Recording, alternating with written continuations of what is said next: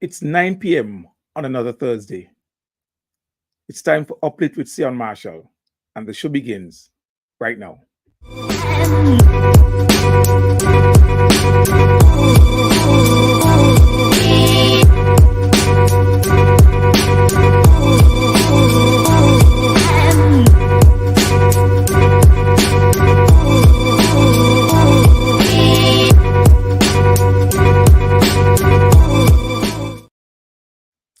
Thursday, the 25th of April 2024. Welcome and good night to another edition, another episode of Uplift with Sion Marshall.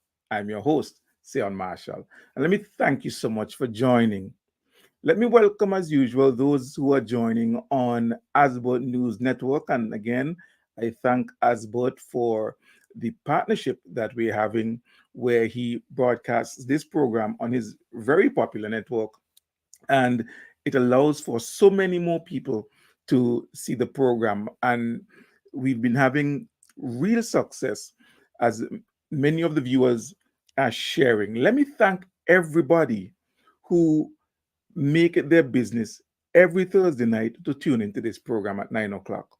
Those who share the program as well, I must thank you even more. And we have been growing, and I see the growth, and it's all because of you.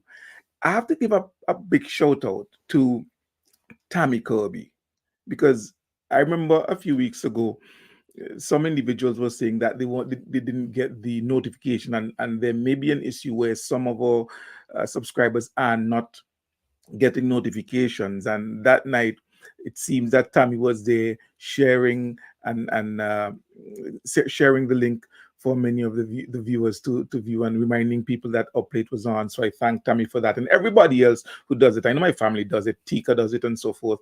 And well, they have to, because they're my family. They have to support me.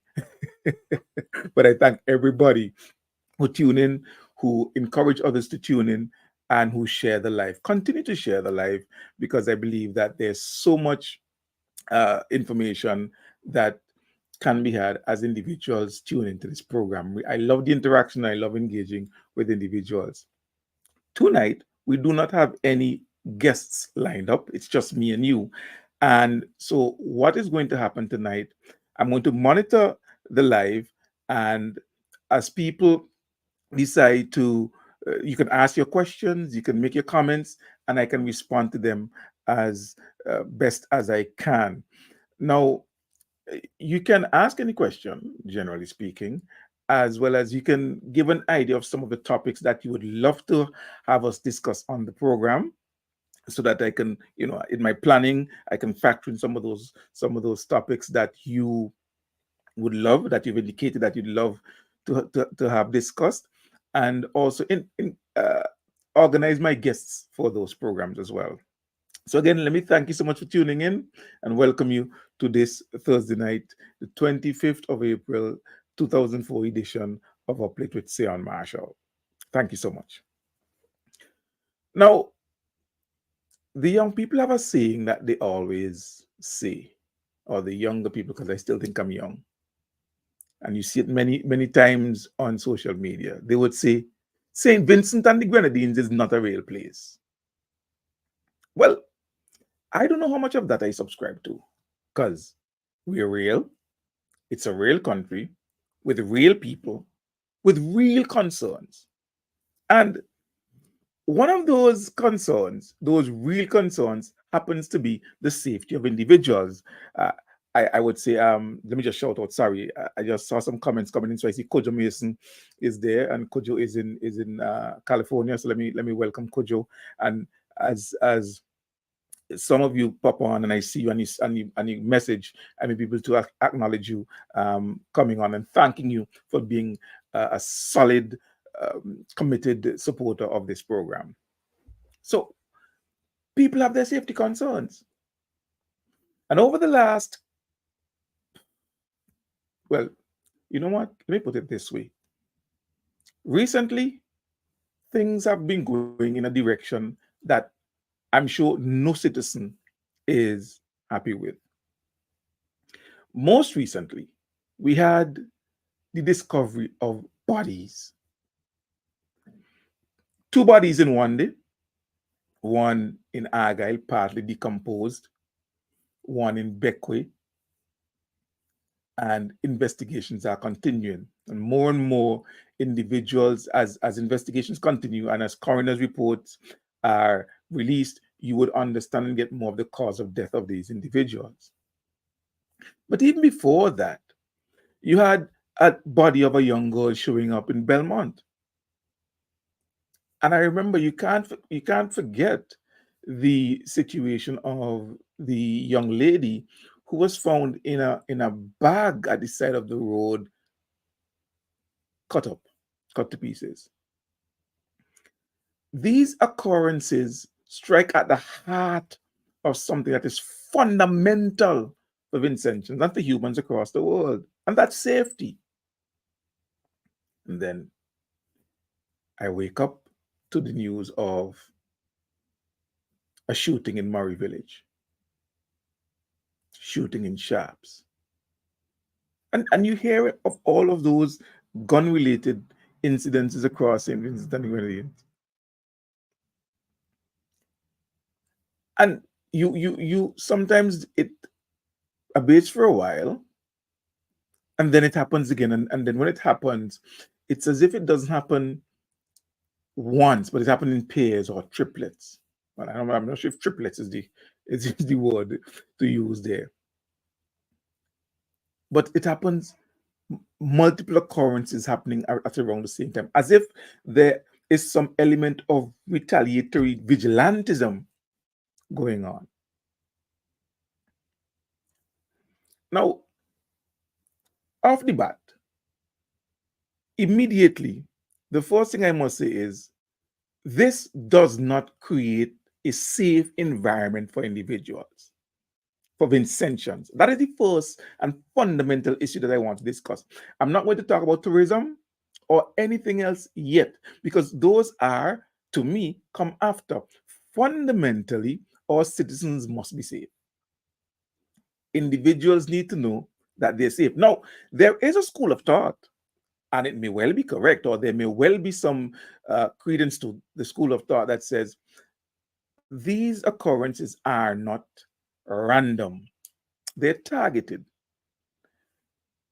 And you may well be right. But that's no consolation. Because if someone sitting on a block can be shot, whether it's in the night or in the day, it means that anyone else who is in the vicinity of that individual is in danger. And that person may not be part of the entire situation. Think about it. Do you remember a couple of years ago when there was a shooting at a karaoke bar out in Annesville?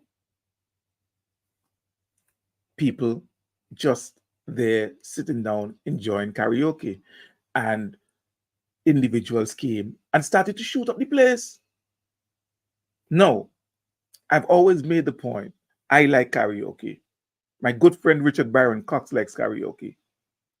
So my good friend and brother Asborn Bowens loves karaoke. So we go around at these karaoke functions and we have fun.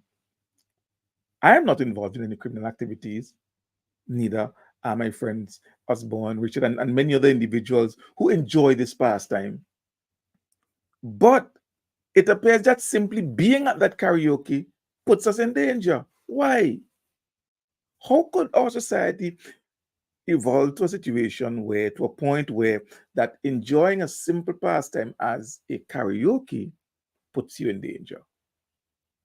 And then you remember recently I talked about my good friend who was on the program a few weeks ago.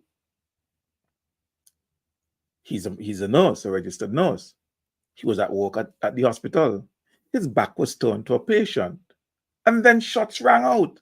The patient right behind him was shot. It doesn't matter how we want to spin this. These occurrences affect, at least psychologically, our citizens or country because it impacts our feeling of safety. And ultimately, safety is one of those intangibles. You either feel or you don't feel safe, and it can be based on perception. And so, if these things are happening, you cannot uh, escape the fact that people can perceive, based on these things happening, that there is a level, a lack of safety for our citizens. No, it means that something has to be done, and it has to be done at all levels, from the level of policy right down to the level of the community. The government has to look at the policies that they're implementing. The police and others who are responsible for the execution of that policy need to look at what they're doing and assess whether or not what they're doing is working and how they can adjust it to make it more effective. And of course, our society, our community has a role to play. We have to partner with the those who are responsible for carrying out the policies, executing the policies to keep us safe. We have to partner with them to ensure that we are safe. I was looking at an interview on SVG TV, done by SVG TV, of a resident in Murray Village soon after the shooting occurred. And the rhetoric is the same. Oh, he was a good guy. He never used to trouble nobody. How many times have we heard that? How many times have we heard that a victim of violent crime, specifically gun crime, is a good guy who doesn't trouble anybody, very quiet, very helpful? And if we stretch it a little further, we go to, oh, he was my hands and feet. He used to take care of me. So who's going to take care of me now? But in all of that, you ask the question, were you aware of what was going on? And maybe if those individuals are honest, they may look back and remember there were certain things that didn't look, or rather, there are certain things that might be considered suspicious if I think about it. That is where the element of the society comes in. Now, note remember I said that it has to be tackled at all levels. The policymakers, those responsible for implementing the policy, and also the community. And we can look at government's policy, and we can talk about what the government is or isn't doing. But I suggest, and the way I would do it, and it's only a suggestion, you can do it however you want to, is to ask yourself, what is the government doing, or what has the government done? And having us ask that and answer that, then you can ask, what more can they do in terms of policy? We talk about legislatively. What has the government done, and what more can be done legislatively? Increasing penalties, ensuring that there are the judiciary is properly staffed, judges, magistrates, all levels, to ensure that trials proceed quickly and smoothly. Training and equipping of our security forces to carry out their jobs. You know, there was a time when you heard very often, oh, there's no vehicle don't have gas. But in recent times, you must admit that the security forces has been much more than have been much more than given much more than their fair share of vehicles. I just saw on Facebook today that there was a passing out parade. This tells you that police officers are constantly being trained and employed. So we are training more police. We are equipping police with the technology. There are partnerships occurring with other countries, including the US, regarding the policing of our shorelines, new coast guards being bought, and so forth. And how is that relevant? Well, we don't make guns in St. Vincent and the Grenadines, and there is a prevalence of gun crimes. The guns are getting in somewhere. My first suggestion would be it's through our porous borders. A boat, speedboat, can pull up anywhere in St. Vincent and the Grenadines along any shore and offload anything while picking up something else. We know how that is. So we understand the nature of our borders, but we ask what has been done or what is being done to address that. And again, we talk about the issue of coast guards being bought, more individuals being trained for the Coast Guard, and partnership with the US and other agencies to try and patrol our borders or waters more effectively. Now, I outlined a few things as examples of what are being done by the government, but maybe you can think of other things that can be done, and that's fine. You can put them in the comments.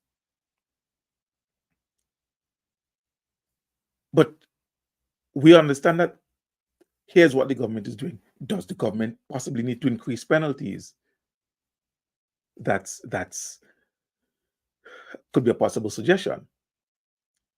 Whenever we talk about homicides, murders, there is always this reaction to suggest, why don't we bring back the death penalty? The death penalty, which is both a form of deterrence and a punishment. But that's open for discussion. And then, after we look at and examine what the government is doing and what more they can do, we look at that those agencies responsible for implementing the policy, the police. I notice that the police is stepping up their activities regarding within the communities as they carry out they continue with their walkabout. Exactly how effective those things are, I am not sure, but I guess time will tell.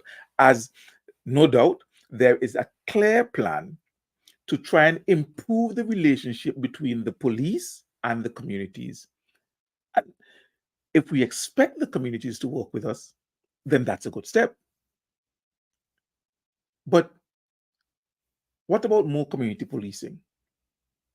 What about more patrolling? No, again, you might argue it's not practicable for us to have police and patrols in every community 24/7. And you may well be right. But is it possible for us to step up the level of patrolling that occurs in our communities? Especially those communities that we understand and accept to be quote unquote hotbeds. Look, all of what I'm saying here leads back to the issue of not just solving crimes, which seems to be a significant issue as too many crimes go unsolved, but we're looking at crime prevention. And if the police and the community work together, we should be able to prevent crimes as individuals bring information forward to the police that can prevent crimes. Now, as I say that, that might open an even bigger can of worms, as people might talk about confidentiality and uh, their fear that information given would be brought back to the criminals, endangering them. And these are all things that the police force would have to address. Look internally at their own officers and address those matters. If in fact those matters are real and not imagined. One thing is for sure, we are not going to get rid of this problem by pointing fingers and blaming the other person. But that doesn't mean, and I'm not suggesting, that we should not hold people accountable, that we should not hold agencies accountable, and that we should not hold governments accountable. That's not what I'm saying. What I'm saying is all of us have our role to play. And as critical as we can be, and as we are sometimes, we also have to ask ourselves, what role are we playing in crime prevention? Do we ourselves have information that we withhold. This may be a very contentious example, but I have to always go back whenever I talk about this to the time when the former leader of the opposition spoke publicly about the fact that he was told of a possible homicide to be committed, but withheld the information from the authorities because he didn't trust them. I think comments like those are reckless and irresponsible. Situations like those are almost criminal, especially as a leader, especially as someone who wanted to aspire to the highest office of the land and become prime minister. And if they can do it, then you ask yourself, what do we expect from other people? Now, I would dovetail this discussion I'm having with something that happened over the last 2 weeks.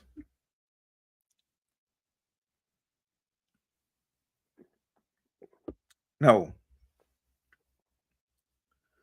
over the last 2 weeks, we discussed the topic of internship. And last week specifically, we had some fantastic guests from the youth department, from the Brownies Initiative, Technical College, who shared with us from their perspective of internship. And one of the things that stood out to me, especially coming from the youth department, was the fact that they were encouraging more men, more males to get involved with the YES program. Apparently, there's no shortage of females. No shortage of females, but the males.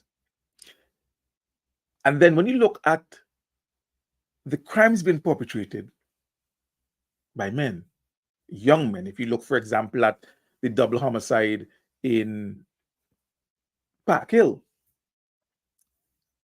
the first person I saw being arrested seemed to be a very young man. If you remember the homicide in Georgetown, young people. So you have a situation where the YES program is saying, listen, more men need to become involved, more males need to become involved. You have a situation where employment is concerned, construction companies and so forth are saying, listen, we can't get workers. We're the young men. And at the same time, while there's a shortage of young men, industrious young men on the YES program, and a shortage of industrious young men in employment, there seems to be no shortage of young men in criminal activities. Is there a correlation? So if you know somebody, a young man who's on the block, your friend, your family, sure, the stipend of the YES program isn't a whole lot, but it enables them to get some sort of training and a skill, a life skill that they can use for further employment.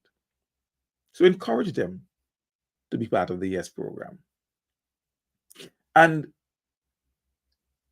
the private sector should play a greater role, a more active role in the YES program so we can expand the program as wide as we can to create more opportunities for more individuals, especially, or rather, including our young men. So I appeal to the private sector, those who are watching.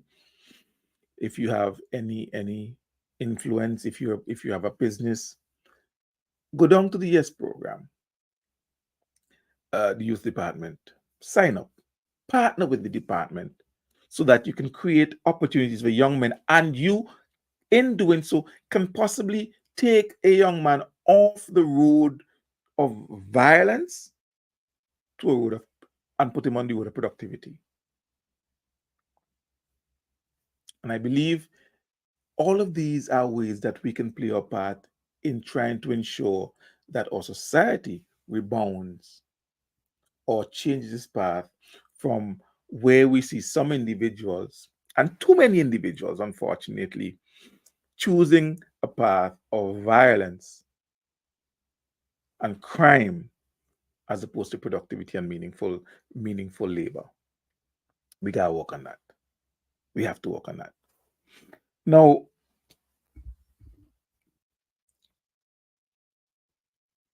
by the way, very soon these cups will be available on sale. So if you're interested in getting your very own Uplift with Sion Marshall cup, so you can sip with me as I sip, let me know. All right. They'll be available in St. Vincent and the Grenadines very, very soon.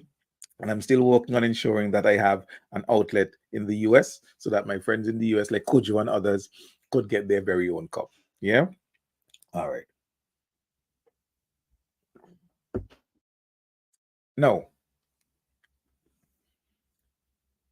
remember I said St. Vincent is not a real place? Now I see a comment on there from Spider. I really don't shouldn't comment on that because when you see now using a real name and you probably have some fake profile, I really won't comment on that. But let me say, oh, Tika is also good night, Tika, good night, Vanessa. Vanessa Sharp. Yeah. All right. Now, this week, in all of the, or maybe last week, in all of the commotion, I would say, of some of the violent acts that have been occurring, we got a picture of the economic outlook of St. Vincent and the Grenadines. And I'm going to put that up on the screen right now for those of you who are watching. This is what it looks like. The economic outlook of St. Vincent and the Grenadines. And it is done comparatively with the rest of the region. So you have the World Bank and you have the IMF. The World Bank says that in 2023, which was last year, St. Vincent and the Grenadines grew by 6.5%. And the IMF said that St. Vincent and the Grenadines grew by 6.2%. Now, these figures surpass every other country in the region for the same period, with the exception of Guyana. Guyana grew by 33% last year, according to the World Bank, and will maintain that exact growth trajectory this year, according to and according to the IMF, their figures are exactly the same. So for 2023, Guyana grew by 33%, according to the World Bank and the IMF. Noticeably, Trinidad and Tobago, St. Kitts and Nevis, and Antigua and Barbuda, there is no data for those countries from the World Bank. The World Bank has no data from Antigua, from St. Kitts and Nevis, and from Trinidad and Tobago. Wow. So the only double name country that has data, St. Vincent and the Grenadines. So you have Antigua, Barbuda, St. Kitts, Nevis, St. Vincent and the Grenadines, Trinidad and Tobago. 3 out of the 4, no data, and that's just a coincidence, by the way. You look at some of the traditional top performers in the region. Bahamas 4.3%, Barbados 4.5%. You have well, as I said, no data for Trinidad and Tobago. And then other countries like Belize and Dominica, close to 5%. For 2024, the projected growth for St. Vincent and the Grenadines, according to the World Bank for this year, is 5%. And according to the IMF, it's 5.3%. That again surpasses every country in the region, again, even except Guyana,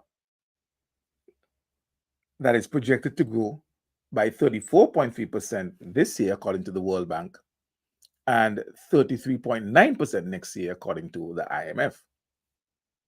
Again, the top performers are,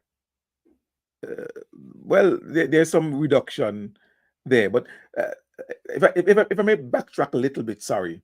So Antigua and Barbuda is projected to outgrow us in 2024, according to the IMF. So we are on track for 5.3% growth. Antigua is on track for a 6.1% growth. So projected for 2024, Antigua surpasses us in the region.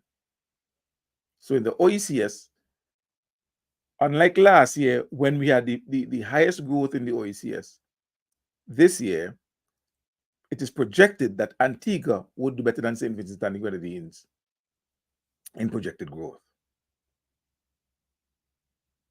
So between this year and next year, there seems to be a projection of declining growth numbers for St. Vincent and Grenadines, because we go from 5.3 to 3.9% in 2025, while Antigua goes to 4%. So we are right under Antigua as projected by the IMF in 2025. And also, well, as I said, there's no figures from the World Bank for Antigua, St. Kitts, and Trinidad. So I don't know what the projections are in that regard. But these are some very strong numbers. Very, very strong numbers. I'll leave it up there for a little while so that you can see comparatively what we're talking about. St. Vincent and the Grenadines isn't doing too badly at all in terms of our economic outlook and our projected growth. Now, I was talking to a friend of mine earlier. I was trying to get him to come on the program, but time difference. My good friend Amos Peters, who's in Papua New Guinea, PNG, and they're a few hours ahead. So I think they're about 15 hours or something like that ahead of St. Vincent and the Grenadines. So you could understand it's probably like midday for Amos in Papua New Guinea right now. So he's in the middle of work and it's not possible for him to be on the program. But we were having that discussion, and he said, as a matter of fact, he messaged me, and let me read some of what Amos said when he responded. He said, I haven't been following Caribbean economies much lately, but there are a few obvious things here. One, a clear uptick in growth performance and growth outlook across the region. Two, Guyana is still growing at massive rates, fueled by increasing production of oil, and this is likely to persist until 2027. Now, just for some background, Amos is an economist by training. He has a PhD in economics, and he is a former senior lecturer at the University of Cape Town, South Africa, in economics. So, and he's worked in a number of agencies, CARICOM and so forth. I think CARICOM, the CDB. So I can trust Amos's analysis when it comes to economic analysis, right? So I went to him, asked his output, and he said, well, based on the fact that I have meetings and so on, I can't be on the show, but here's what I can send you, my own analysis I could send you, and that's what I'm reading now. So just for context. Number 3, Haiti has returned to its negative growth after some hopeful growth before Moise and during Moise, clearly related to its political troubles and hasty and ill-thought economic reforms. Example, removing oil subsidies. SVG, number 4, recording among the highest non-energy related growth performance with a very positive outlook as well. He then goes and says, I might more know why that is. But he says, here, I think a few things are coming together, with the foundation being the airport, then sandals. So arrivals are likely to rise, including stayovers. Also, construction activity is likely to be high over the next few years due to the massive port project. He goes on to say, there could be a few agricultural output spin-off, as well as increase in ancillary services related to the aforementioned. But generally, he says, there is an increased buoyancy in the region over the last year. And that's the way my friend Amos Peters, PhD in economics, former lecturer, senior lecturer at the University of Cape Town, that's how he analyzed it. That's how he put it together. So as I said, there's no reason for me to doubt Amos's analysis. But he pointed out a few things there. And I think a lot of them are obvious, right? Regardless to where you stand, the airport must be mentioned as laying a significant critical foundation to what we're experiencing now. You can't deny that. And unfortunately, if you're still stuck in your partisan political malaise, where you can only see these things through political lenses, you're missing the ride. We cannot deny what the Argyle International Airport has done for St. Vincent and the Grenadines. And it doesn't matter how much you try to spin it and walk around it, it's still there. Because the reality tells us that Argyle has been the catalyst for increased investments, increased direct foreign investment in various sectors, but especially the tourism sector. And so we talk about Sandals. Yes, absolutely, because it's a major project. But we cannot at the same time ignore the fact that local investments have also been made by local hoteliers, or to broaden it, individuals in the tourism industry. Taximen have increased their fleet and improved their fleet, expanded their fleet. Local hotels have expanded their room stock. You talk about Beachcombers, you talk about Hotel Alexandrina. All these hotels have expanded their room stock, increased their room stock.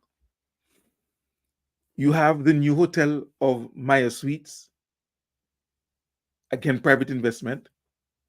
So clearly, you've seen the increase in investments, and these investments have been made on the promise of increased economic activity, especially in the tourism sector. And that increased activity could only have been promised because of the international airport that promised direct flights and has delivered on direct flights. So before 2017, before 2016, we had no Virgin direct from the UK.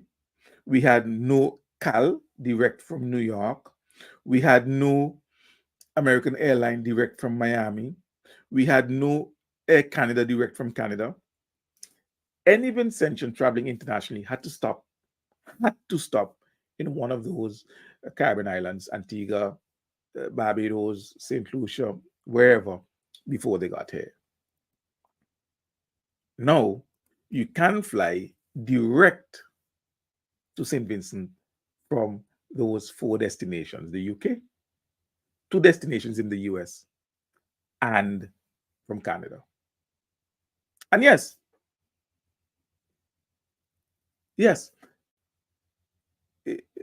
there is a one stop on the Virgin, but you don't come off the plane. You don't go through immigration, so it's a direct flight. The difference between direct and non-stop, eh? And I think my good friend, I think Gerald Huggins, had gone at length to explain that. So you can't deny what the AIA has been doing for St. Vincent and the Grenadines since its construction. You go around and you see more businesses, especially in the hotel industry, in the restaurants and bars as they pop up, and those would, I think, continue to increase.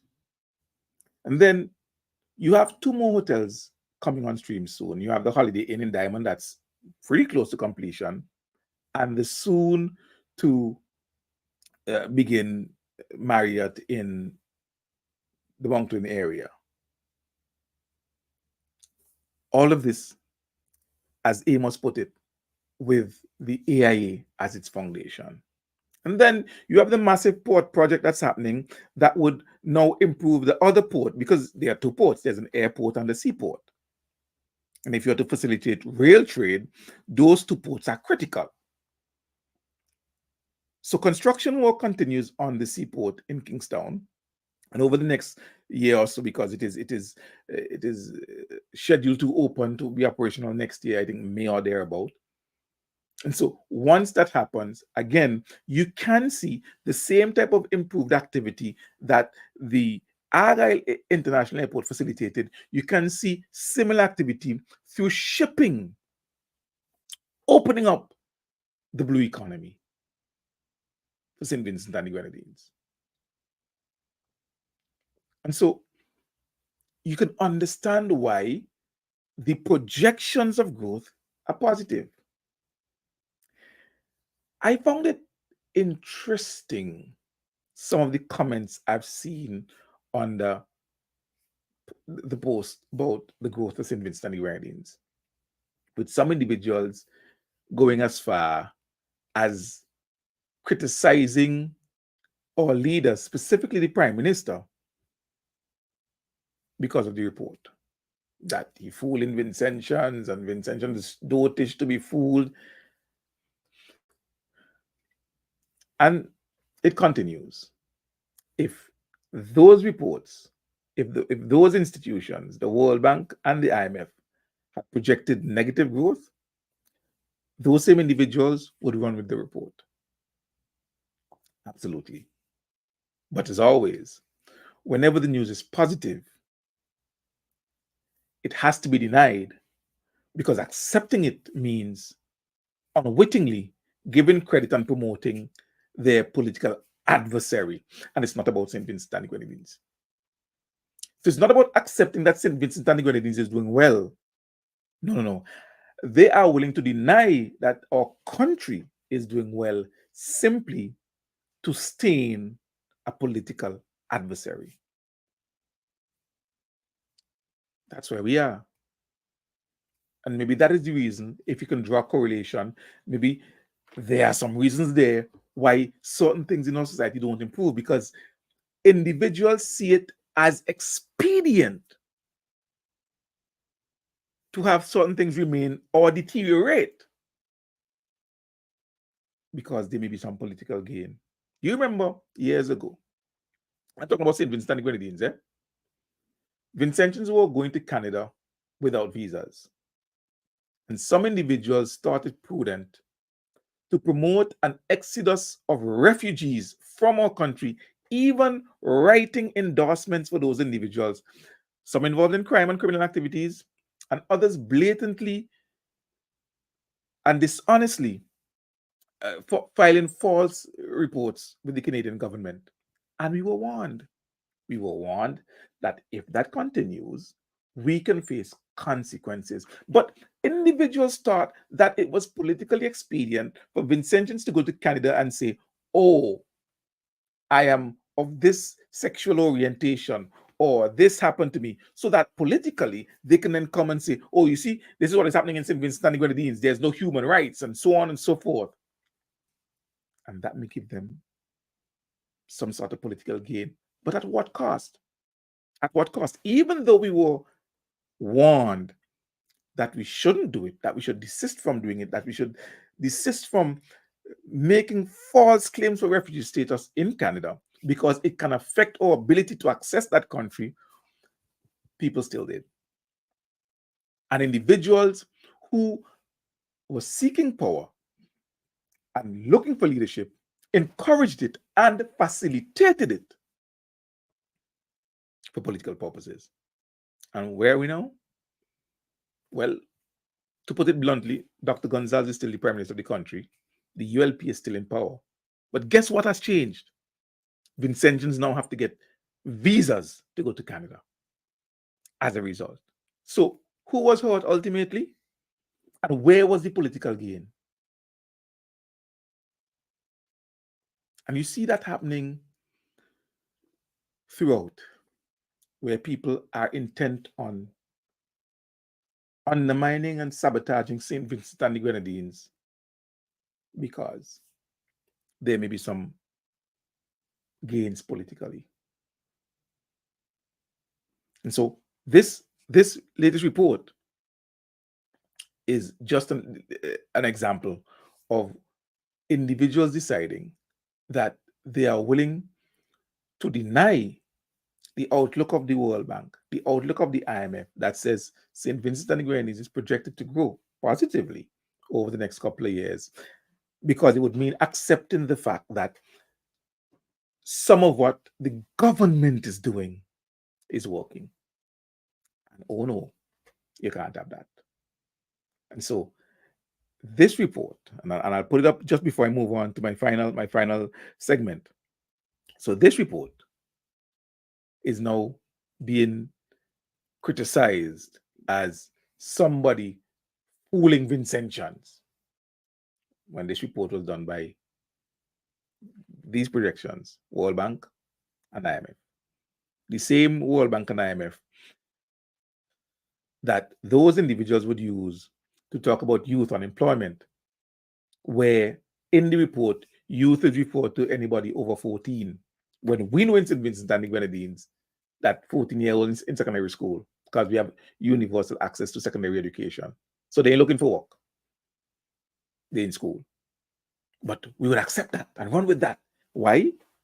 Because it paints St. Vincent and the Grenadines in a negative light. And we can campaign on that on radio stations for weeks about unemployment. But this, oh no, we can't run with this. We have to question this. We have to question the fact that St. Vincent and the Grenadines is outgrowing most Caribbean countries. In CARICOM, over the next 2 years, we are in the top 3 performers in terms of growth indicators. But some cannot repeat that because it doesn't align with their interests. Finally, I got to talk about the war on Palestine, and I never refer to it as Gaza or Hamas, because it's Palestinians who are being killed by the tens of thousands.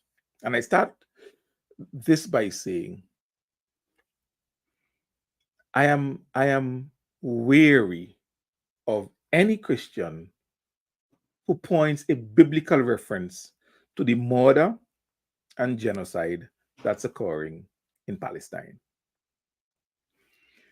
And if you go on your pulpit and justify that as something godly, then I could understand why religion, especially Christianity, ain't working. Because I'll tell you, this goes against blessed are the peacemakers, for they shall inherit the earth. Well, the warmongers in Israel seems to want to inherit Palestine. That goes against what the Bible says. It goes against, if your brother offends you, if somebody strikes you on one side, turn the other cheek. If your brother take a coat, give him this. If he asks you to walk a mile, walk. All of those biblical references are there. And what is happening in Palestine goes against all of those biblical references. So if you're a Christian, please don't come to me with any biblical justification for that. But what we're seeing, and if you're following what is happening in the US and the UK, Europe, it appears that there's a disconnect between the leaders of those countries and the civilian populations of those countries. If you look across the US, you see mass protests across university campuses, on university campuses across the US. In London and other cities in the UK, you have protests on weekends, marches, rallies. And all they are asking for is a ceasefire, stop the war, and stop killing civilians. We're talking over 34,000 civilians dead. Most of them women and children. And so, if most of them are women and children, 70% of them are women and children, then clearly this is not about Hamas. And the supporters of Israel would love to always jump at October 7th. That's their magic date. And of course, the phrase anti-Semitism or anti-Semite is now the most watered down phrase ever used. But two things, or maybe three things, are of note. One is the way leaders are trying to engage in acrobatics, because both the UK and the US will face elections this year. Well, the US definitely this year, and possibly the UK this year. And those leaders, Prime Minister Sunak and the Conservative Party in the UK, and Joe Biden and the Democrats in the US, they are in a quandary trying to figure out, how do I respond? Because the young people, the Muslims and so forth, the Arabs are having a difficult time, and these are the people who in the UK, apparently the Arabs and Muslims are more for the Labour Party than the Conservatives. But even the Labour Party is having an issue with, how do we deal with that part of the population?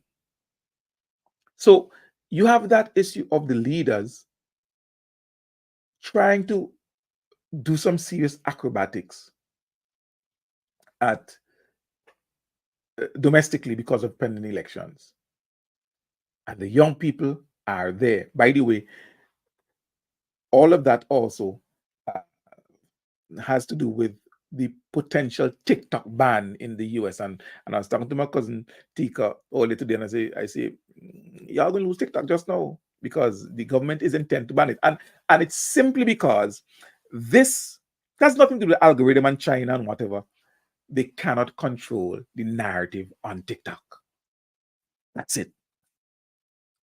If you look at mainstream media, the coverage about Israel, Palestine is predominantly going in a particular direction, because lobbyists and governments can control that, but not TikTok. And so, like one of the senior persons in APAC was saying, they have a TikTok problem. So you have that. That's one. I said three things. Two, you have the continued erosion of international law because of actions of Germany, UK, France, but specifically the US, providing diplomatic cover for Israel regardless to what it's doing. And so the US would either veto almost anything at all or vote against anything at all that has to do with Israel stopping the genocide. And in the one case where it abstained, the ambassador and the diplomats then went outside and said, oh, but that's not binding, so that's okay. They abstained from the resolution. They didn't vote no for the first time. But they then went outside the room and undermined what happened in the Security Council. And so when you undermine international like this, just so you could protect your one friend, what happens after? And then you look at the clear hypocrisy where they view what is happening between Russia and Ukraine with what is happening with Israel and Palestine. Yeah. And finally, the third thing is, as long as Israel thinks it can get away with it, it will. And so any criticism of Israel is considered to be anti-Semitic. You're an anti-Semite. How dare you? How dare you mention the Holocaust? How dare you bring up the Holocaust? Owen Jones, somebody who I'm following a lot these days, made the point that the Palestinians are paying the price or the bill for Germany's aggression on the Jews. And the Germans' continued guilt, which is what was said by the Chancellor, the guilt has them rather feeling completely responsible to shield Israel regardless. So they committed the atrocious crime of genocide and the Holocaust against the Jews. And so the Palestinians are now paying that bill for that act committed by Germany. But the truth is that all of this will come to a head. And as we look at what is going on, you could imagine Israel bombed a consulate, a diplomatic uh, the diplomatic premises of Iran in Syria, Damascus, and EU didn't condemn, Britain didn't condemn, US didn't condemn. So Israel they can bomb Syria, they can bomb Palestine, and there's silence. When Iran retaliates, there is complete and utter immediate condemnation of Iran, and they fired 300 missiles.